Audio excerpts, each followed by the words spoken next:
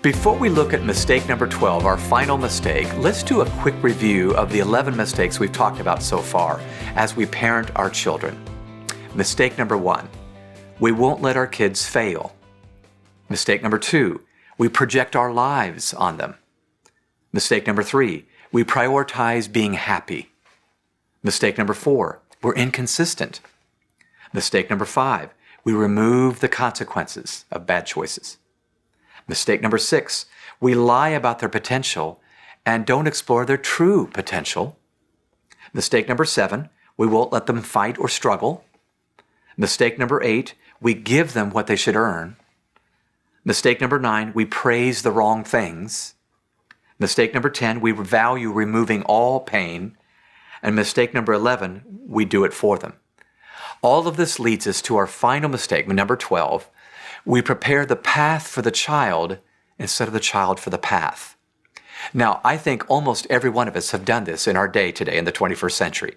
We love our little kiddos so much that we want to pave the way. We want to make the road smoother and just make sure we remove all the obstacles so they can get what they deserve and get into Yale or Harvard or whatever it is the goal, whatever the goal is. But you and I both know as we make life smoother, well, what's going to happen when we're not there to make life smoother?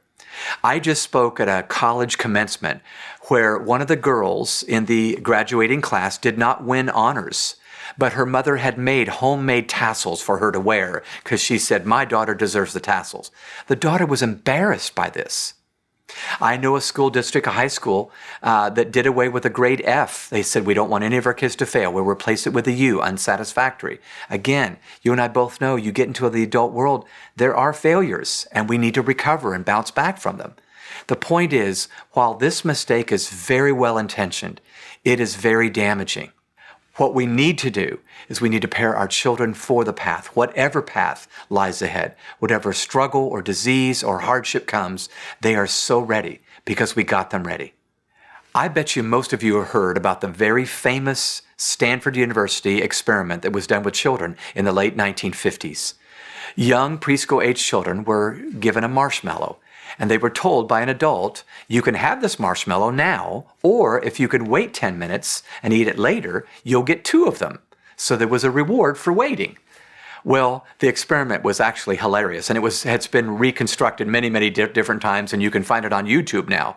But the point is, many of those kids were unable to wait, and they just stuffed their mouth with a marshmallow. But some of the kids were able to wait, to delay their gratification. They had been prepared to wait. What you may not know is those same children were tracked down decades later as young adults. And do you know what was discovered?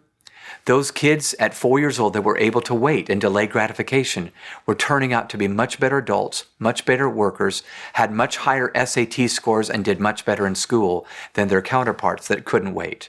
Somehow the adults that helped them wait and struggle and go through the pain of getting ready made them ready for the adult world.